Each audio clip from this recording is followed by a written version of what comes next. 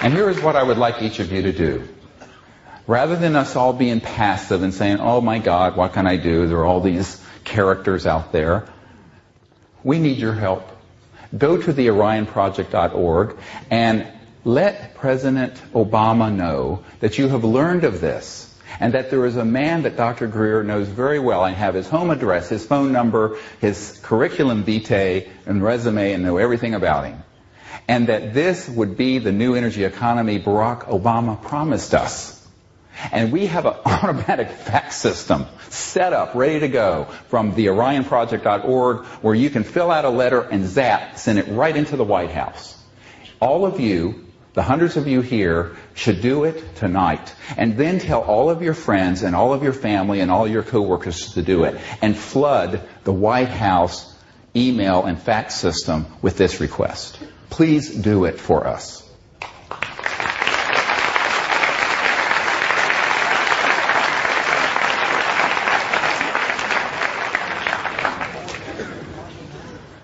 So we live in a very exciting time. This whole adventure has been quite a roller coaster for me and my wife and family, and for everyone with whom I work. Enormous work has gone into getting to us where we are today, where we have achieved disclosure, we have made contact, and now we want to bring these energy technologies to the world. And that can be done with your help. I know we have the capacity to do it. And there's one of the most renowned physicists in the world who works in this area has said that the only group that really has a chance at making a run at this is the group that Dr. Greer has put together, both strategically and in terms of leadership. I know we can do it. But we can't do it alone. Because guess who our first level of protection is? Yes, I have security. And yes, we have people in the secret government watching our back. And yes, we have extraterrestrial guardianships watching us. And beyond. Angelic. But you know the most important is you. Each one of you.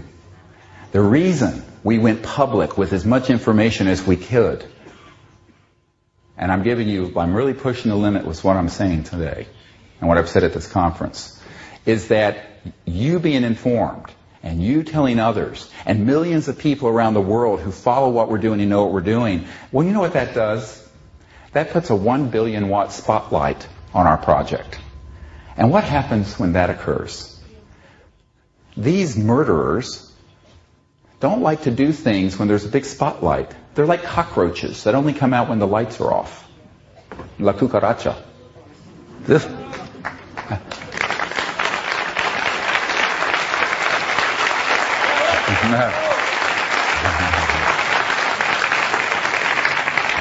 So the light of truth and the light of disclosure and the light of everyone knowing about this and being aware of it has been our first line of protection. And for that I thank you, and I thank Pepon, and I thank the organizers of this conference. You see? This is a symbiotic.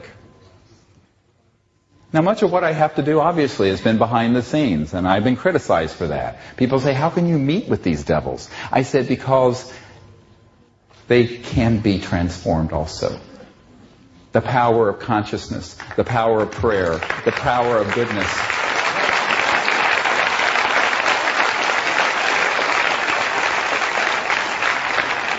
Can you imagine that today, 70% of this cabal would like to see this done? Now, the 30% that are the most violent and ruthless have intimidated them, just like when they killed CIA Director Colby, who was trying to help us. But here's the point. I'm expendable. And what do I mean by that?